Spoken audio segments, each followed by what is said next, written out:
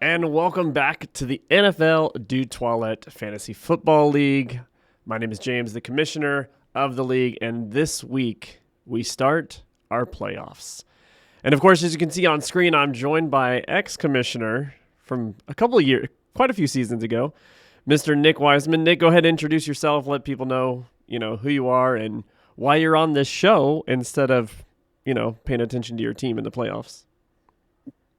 Yeah, not long enough, James. I still have some battle scars from the years as commissioner, so I'm still healing from the wounds, as you will be soon, I'm sure. But yeah, name's Nick Wiseman, manager for Ever Kindying. I am not in the playoffs, as you can see, and unfortunately, not really struggling for anything. So I've got a bye in the consolation bracket here, which means Guadouche. So yeah, my season's done. Yeah, it's has not been kind to you, right? I mean, what you gotta admit, going into, as you can see here on the standings, Forever Kinding right here in seventh, no asterisk next to you, clearly indicating you're not there. But two losses in a row. And But if it you look just doesn't underneath indicate that you, a faulty win like Jeff last year, though. if you look right underneath you, you can see Etienne Assie's and Hunter's team, four losses in a row to end the season. Clearly two of the better teams in the league, and you guys choked for all intents and purposes. What at least for you, what happened? Here, we're gonna open up your team here a little bit. And wow, this is atrocious now. We'll ignore the Colt McCoy. That's not your fault. That was Kyler Murray. But what happened down the stretch here? What do you think went wrong for you? So I wouldn't exactly call it a choke. It's hard to choke a season when you go 0-3, I believe, to start with. But I mean, at the end of the day, I was battling injuries all season long. As you know, quarterbacks in the league are just they're just top. I mean, if you have a good quarterback situation, you're probably doing really well in the league. I drafted that way. I thought I had it in a couple of really good running quarterbacks in Kyler Murray and Trey Lance. Trey Lance goes down week two, so I'm struggling That's to been so really long, get I going. forgot that you had Trey Lance. Yeah, yeah, exactly. So right before that, if you remember, I pulled off what I think is trade of the decade. Being all nice with Paul and during the draft, and helping out with his team and all that stuff, and I'm drafting properly. I'm like, okay, well, I pull off a good trade. Well, No, you it was a little bit stole of a a gamble. trade. Let's Yeah. back it up to what it was. There's a video on it. You can see earlier videos. You stole the trade.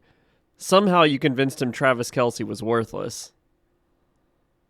Well, no, he came up with Travis Kelsey. Actually, that wasn't in my original trade offer at all. But so that's all him. But at the end of the day, it was a gamble on my part because it left me with two quarterbacks. One of them goes down week two, so I'm struggling and trying to put together a team. Um, so started doing a couple of trades. Probably bugged the shit out of everybody in the league, just going trade offer after trade offer after trade offer, and trying to build my team. Thought I did, but every time I got a couple wins, I got another injury. Got a Wait, wait, couple wait, wait, wins, got wait. You go down to two quarterbacks. You lose Trey Lance. Can you just remind everyone who bailed you out again? oh yeah, Paul. Paul. Yeah, Thank you, sir. Paul's got a hard on for you. I think. I'm not sure what happened on your guys' draft weekend trip, but Well, I mean, he needed some stuff too at the time because remember he had Traylon Burks that went out, so it wasn't like he wasn't getting anything in the deals. But I mean, he finished in no, 10th place. I don't know what he got out of your deal. well, you're gonna have to speak to him about that. But I mean, at the end of the day, where I screwed up big time probably was with the trade with Damian.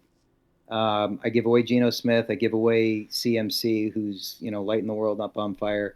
He gives me Matt Ryan, who goes down again, who's playing now, who just lost another massive game. So gives me Hey, Matt the good news Ryan. is at least people will stop talking about that Patriots Super Bowl Yeah, because he won yeah. up to There's that. that. He's going to retire on that now, I'm sure.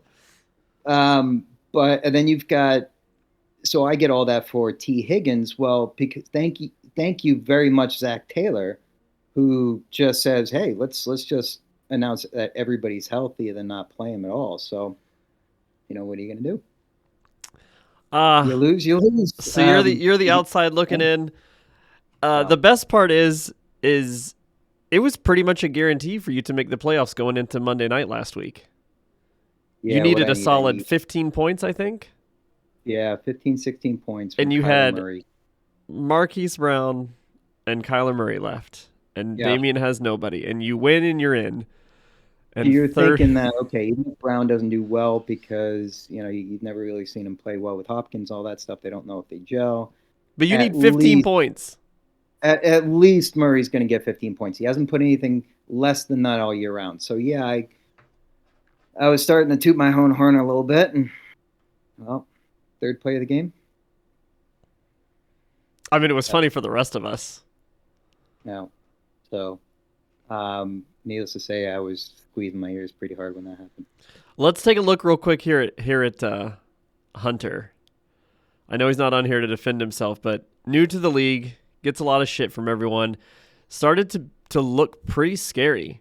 Has a solid lineup. Herbert has to go with, unfortunately, right now he's Jameis Winston in there, but he had Kenny Pickett, CeeDee Lamb, Mike Evans, Etienne, Joe Mixon, Dalton Schultz, Montgomery. Pretty solid team, I thought, throughout the year. He's in first place at 7-3 and doesn't win another game. Falls all the way back to 8th. Yeah, now was it because he didn't have the best draft strategy in the world, and I think that probably even he would say that he would change some stuff up next year, but his team was looking scary, like you said. Mike Evans, I mean, how do you play Mike Evans, right? Because chances are he's probably going to do 2 or 3 points, but yeah, it's Mike Evans, so you can't really sit him, right? Yeah.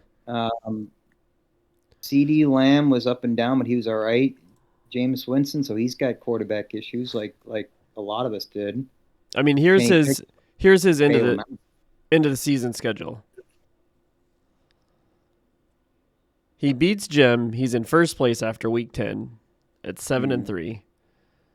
And then he goes lost to Mike, lost to you. My God, you killed him. Yeah, that's when I was loses to Damian and then loses to Jay.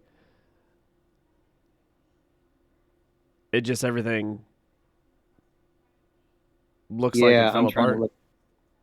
So, did it coincide with any of his bye, like big name bye guys? I'm trying to pull up. So this is his final week versus Jay. Nobody huge, big. Kenny Pickett got hurt.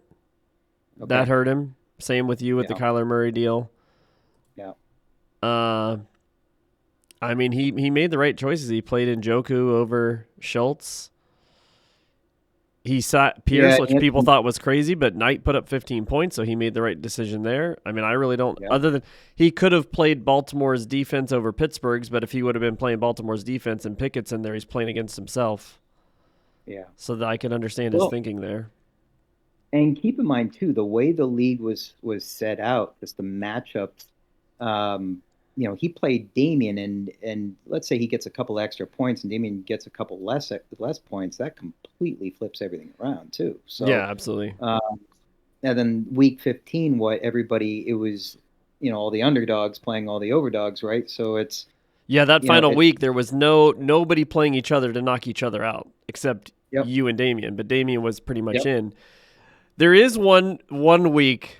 I'm going to give him a lot of crap for this. If you notice week 8 here, Chris Kears, who unfortunately couldn't join us, is probably going to join us next week to talk playoff talk, and we're going to get into that here in a minute. Week 8, Chris Kears gets his only win of the season, and look at that points. 142 to 141.05. And I don't know if it was you that thought, was it you that said to me the other day on the phone that you think Hunter just overthinks things sometimes? It may have been Damian. I say that a lot about Jeff, though. Okay. So it must have been Damian, your brother, said that he overthinks things, and nothing could be further from the truth. He loses to Chris, his only win by less than a point. And look at Hunter's second quarterback, Malik Willis, with a negative .05. And look who's on his bench, Kenny Pickett with 7.25. If he plays Kenny Pickett, he's in the playoffs. And he overthought it, thought that, oh, Malik Willis is a running quarterback. He's going to do good. Pickett's. I mean, he was right. Pickett didn't do very good against Philadelphia, but he would have won him the week. Yeah. So. And who knows now? How would Jim? Remember a couple weeks back when all he needed was what, 1 point something points? He puts in Deion Jackson, who's on the field, but all he's doing is run blocking. Oh, yeah, this is Jim's and team. He gets a big fat donut. Yeah, so now Jim, who was it? It was Jay that needed those points, right? Yeah. So Jim's in the playoffs. If he got a loss that week, probably both me and Hunter are in the playoffs. Yeah. Yeah, absolutely. Yeah, you guys' point total was definitely better. Definitely better overall than Jim. So that's what went wrong for Nick and Hunter. The two teams I would likely say probably deserve to be in the playoffs more than a couple of the guys that are there. But let's jump into the playoff week here. Now, of course, my team, Icky Shufflers, top team in the league. I know that probably hurts for you to say that, Nick. Yeah. I got a bye. Oh, you'll say it. We'll discuss why me losing to Big Mike in the last week probably hurts me, and I might be in trouble. I might have won my last game a couple weeks ago. Damien, of course, gets the bye thanks to you choking, or Kyler Murray leaving his knee on the field, I guess is a better way to say it. But then we've got the two matchups right now. You've got Jeff versus Jim, so Turd Ferguson versus Steal Your Face Mask, and you've got Big Mike versus Tony Bathtub Time Machine versus Sunshine State Sinners. And I don't want to forget, I don't even see how to get to it here, but we do have a consolation playoff where you and Hunter, you do have buys in that, so you're safe. But the other two guys that are playing, which is Brian, Suck It Monkeys versus Paul, Jimmy GFY, and Chris, Plethora of Pinatas versus Jay, How I Met Coffee Your Mother. They are playing the losers of that game play each other next week for last place in the league. And right now, if things hold true, it looks like it's going to be Jay versus Paul for Jay versus Paul. Yeah, for the sim. Rightfully so. If anyone deserves to be in last place in our league, I would say it's Paul based on his draft strategy, which was drinking until he could stand up or couldn't stand up anymore. So I think he deserves it.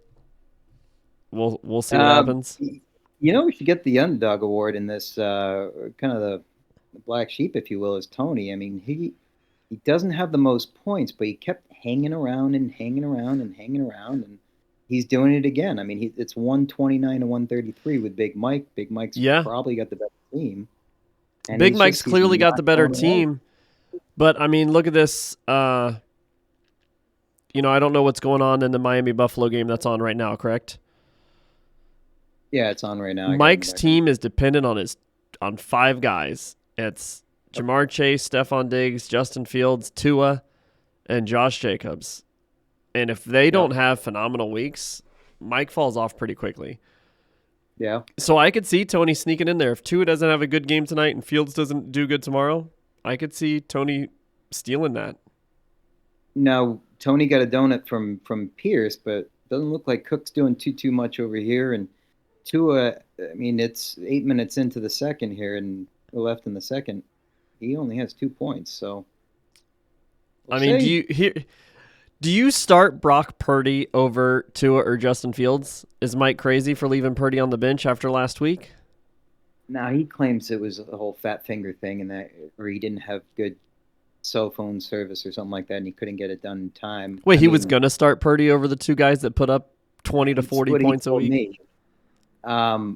I mean, I don't know if I've got the balls to do that. To be honest with you, if I've got Tua and Fields, I'm riding them. But he says he was going to make the change. He just didn't do it. I don't know what's worse. Yeah. The thing I think interesting on Tony's side is that he started Baker Mayfield over Matt Ryan. He really? I mean, so he left Matt Ryan on the bench. I mean, he only put up 13 points, but, is Baker really going to put up more than that? with Jethro, I'd be curious to find out how many points he had at halftime, and now he's got 1.2 points after the end of the game. I mean, I don't think he had any interceptions, did he? The I stats don't I know. I hear didn't doesn't say. I I mean, have I no don't think idea. he I really did assume anything it's got phenomenal. and what the all-time, biggest blowout comeback, whatever the hell you want to call it. I assume that he threw some interceptions, but I don't know. But 21 Matt points out of Ryan, no interceptions. 182 pass yards, 1 touchdown, 3 rush attempts. No picks. They had a 33-0 lead, and Matt Ryan only got 13 points with no interceptions in fantasy football. and Jonathan Taylor out. And Jonathan Taylor out. Wow. I didn't get to watch the game. I went and saw a movie, but yeah, I don't know. They're showing Buffalo fans building snowballs and throwing them into the field. Nice. So, your verdict on this? You think Tony has a chance? I mean, Tony has a chance here, especially if Tua is not going to put a whole lot of points. Diggs, I mean, this isn't shaping up to be a high-scoring game, but you never know. I mean, it could. Garbage points for people like Tua and those high-passing quarterbacks. Yeah, exactly. I remember the Super Bowl a couple years back. What was it? Patriots and Panthers. The first half, it was 3-3, something like that, and the end game, the end score was something like 30-something, 40-something, 20-something, 30-something. I don't know. It was a high-scoring game, whatever it was. So you never know. But these two teams know each other. But who knows? I still think Mike will squeak this one out.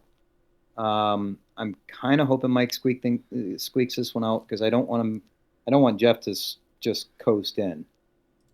Well, I mean, yeah, I think you're going to be hurting with Andrew struggling and a few others. But we've got let's go over to the other game going on right now, the playoff game. You've got Jeff with Turd Ferguson against Steal Your Face Mask. Jim, how do you feel about it? What's that? How do I what? How do I feel about it?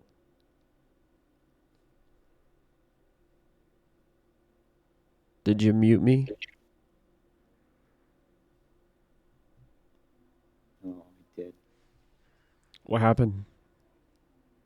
Well, I was getting texts and I just went to turn off the volume and I forgot that was associated with this because I'm doing 4 things at the same time here. No worries. That's easy to cut out. Where'd you lose me? I said let's cut over to the other game, which is Jeff. You said you didn't want Jeff to coast in. You thought I'd be in trouble, but I said let's check out the other game going on right now, which is Jeff Turd Ferguson. Okay. So let me jump in real quick. So let's take a look over at Jeff's team.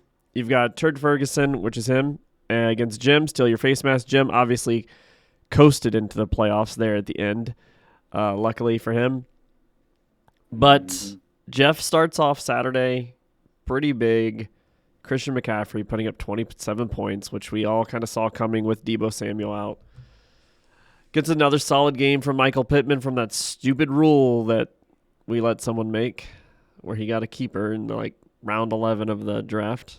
Thank God that's not coming back. But I don't... yeah, it was fair that he got it, but let's not do that. Do it again? Yeah, no. I mean, rules were rules, right? He didn't, it's fair to what he did. He left that guy on his bench all year last year, so it is what it is. But does Jeff jumping out to a 46-0 lead before Jim has anyone even play? Does Jim have even a prayer? Nope. You give him 0 shot. No. Derek Carr is not going to do shit against New England.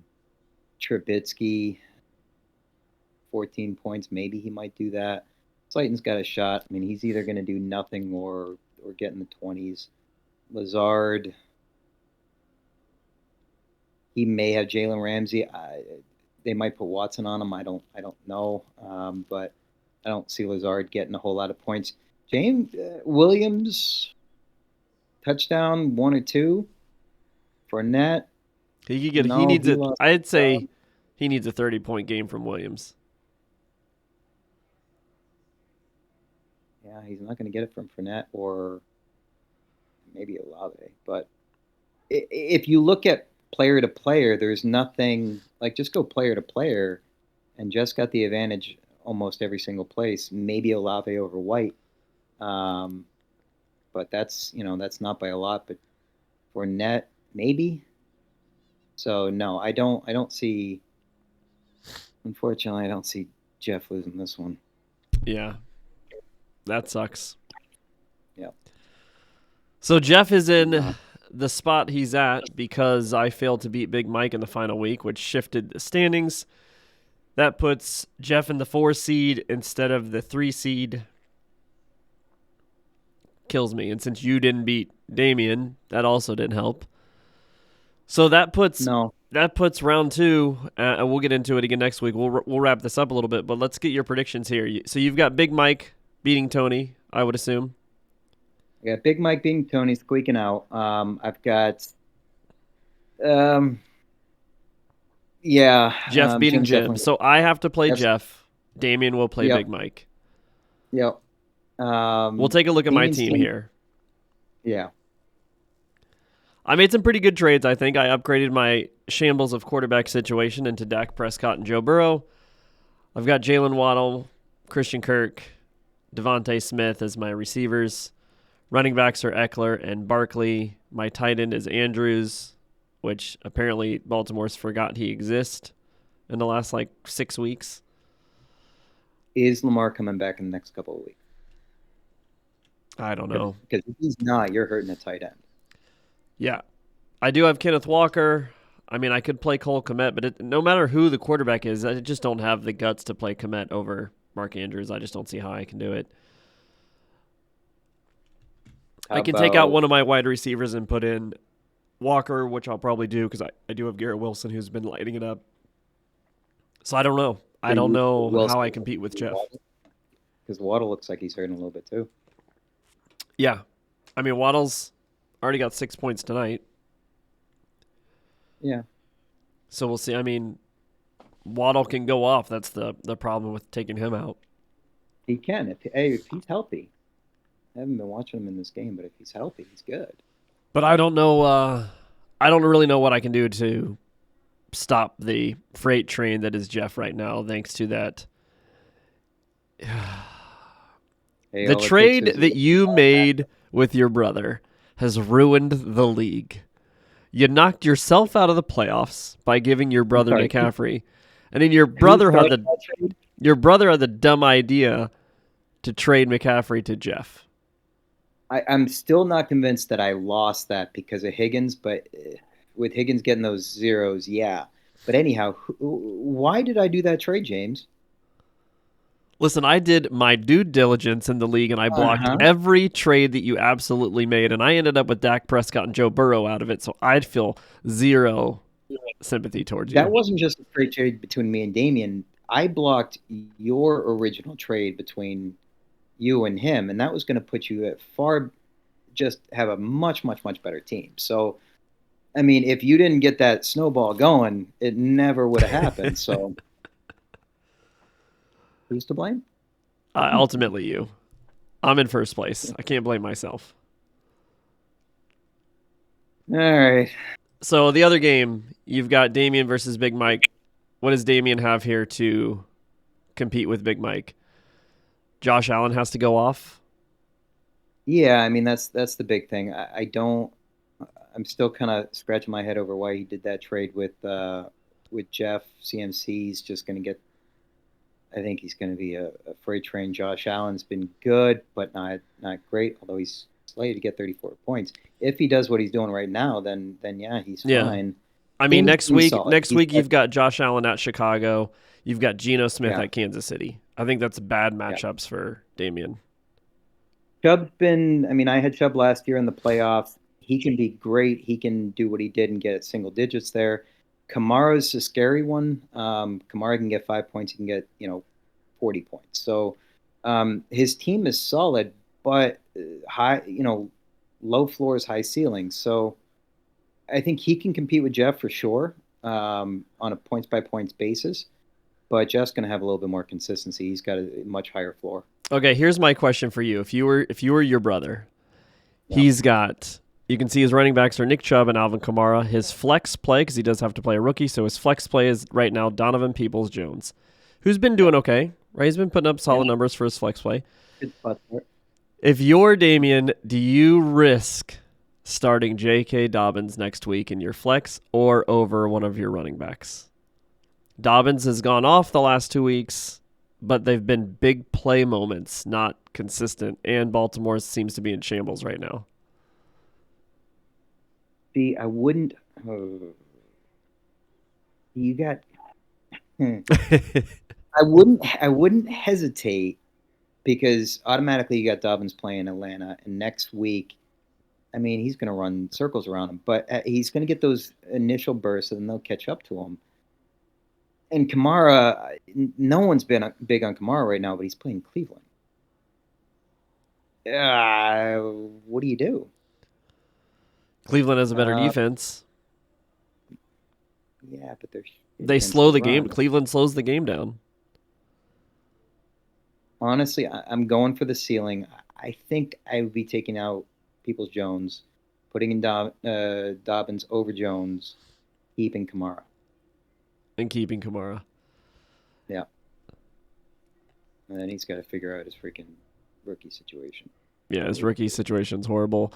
So what are you calling? Who's your overall champion? And of course, we're going to adjust this next week when we come back, and we'll bring Chris on the show as well.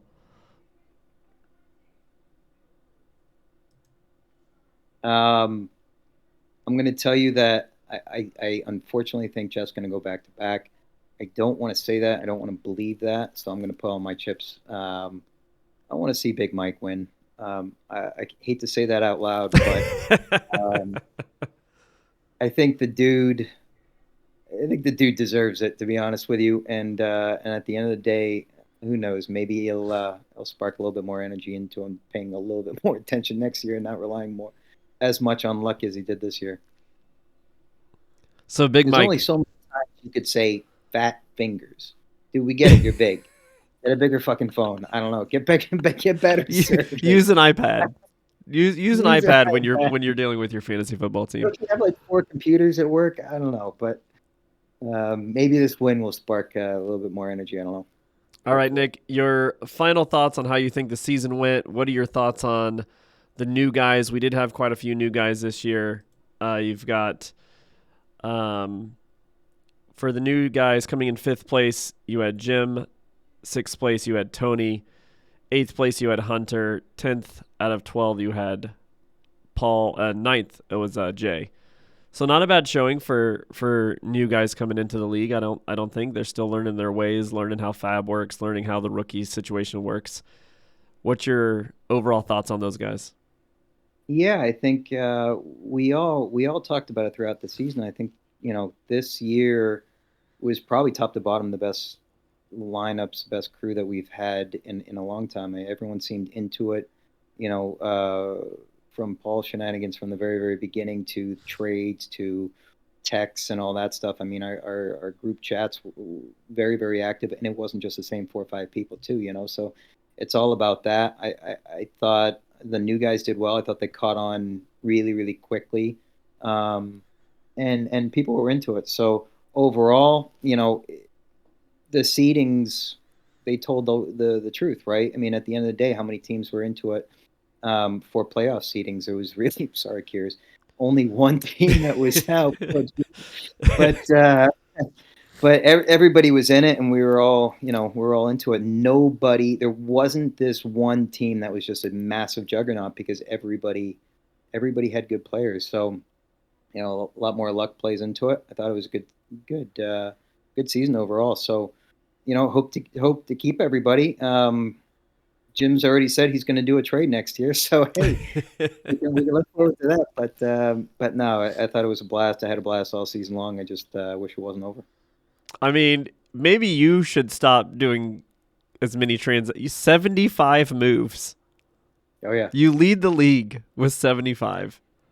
every year. Even your brother finally toned it down. He's usually up there with you. Only 47 for him. Hunter's right there with you, though. Definitely up there too, 69 but moves for Hunter. Yeah, yeah. I mean, listen, I went through 5 freaking quarterbacks. So you're going to make some moves, but if you're in a position that you don't have to, that's great. Um, I don't know, but yeah, no, I'm gonna be active, and I'll stay on top of you guys. Hey, perfect. So next week Yeah. we'll come back. We'll bring Chris on, and we're gonna pose a question for you guys. What do you think the best trade of the season was for anybody? So that'll be your homework during the week to see who you think pulled off the best trade that really affected the league and their season. So, guys, I hope you guys enjoy Nick's breakdown. It's not just me up here talking shit about your teams. Nick hates you all, I'm pretty sure, since he just has to Oh sit yeah, back we and can we watch. can end on that note. I'm very bitter and fuck you all. In the words of the immortal Giphy, go fuck yourself. All right, guys, have a good rest of the night. Bye bye.